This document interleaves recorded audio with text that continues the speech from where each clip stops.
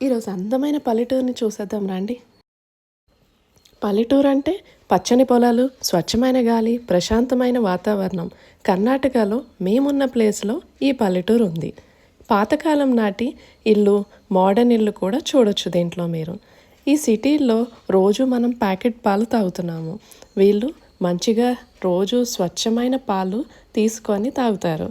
వీళ్ళు వెజిటేబుల్స్ కూడా ఇంట్లోనే పండించుకుంటారు. ఇదంతా అరికానట్ ఫామ్ అండి. తెలుగులో వక్క చెట్లు అంటారు కదా, అది. ఇక్కడికి వచ్చేంత వరకు కూడా నేను ఎప్పుడూ ఆంధ్రాలో వక్క చెట్లు చూడలేదు. ఈ వక్క చెట్లకి వచ్చే లాభం ఎంతో తెలుసా అండి మీకు? 25 లక్షల పైన ఉంటుందంటండి. ఇవి పెరగడానికి 5 సంవత్సరాలు పడుతుంది, కానీ దాని తర్వాత 50 నుండి 60 సంవత్సరాలు లైఫ్ ఉంటుందంటండి వీటికి. పల్లెటూరులో ఒక ఇల్లు, చుట్టూ ఓపెన్ ప్లేస్, వాళ్ళు తినే కాయగూరలు వాళ్ళే కెమికల్స్ లేకుండా పండించుకోవడం. ఏం లైఫ్ అండి వీళ్ళది! Great life. అందుకే ఎటువంటి హెల్త్ ఇష్యూస్ లేకుండా ఉంటారు వీళ్ళు. ఇక్కడ నేను ఒక ఆకుకూర చూశాను. చూడటానికి కొత్తిమీరలానే ఉంటుంది, బట్ కొంచెం డిఫరెంట్ దాని పేరు.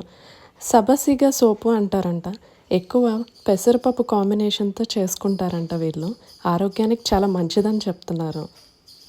వక్కకాయలు చూడటానికి బాదంకాయల్లా ఉన్న సేమ్ కొబ్బరికాయలా పీచు తీయాలి దీనికి.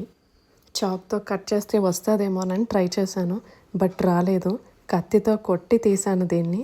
పీచు కత్తితో గట్టిగా కొడితే పగిలింది. ఈ వక్కని పాన్లో వేస్తారు.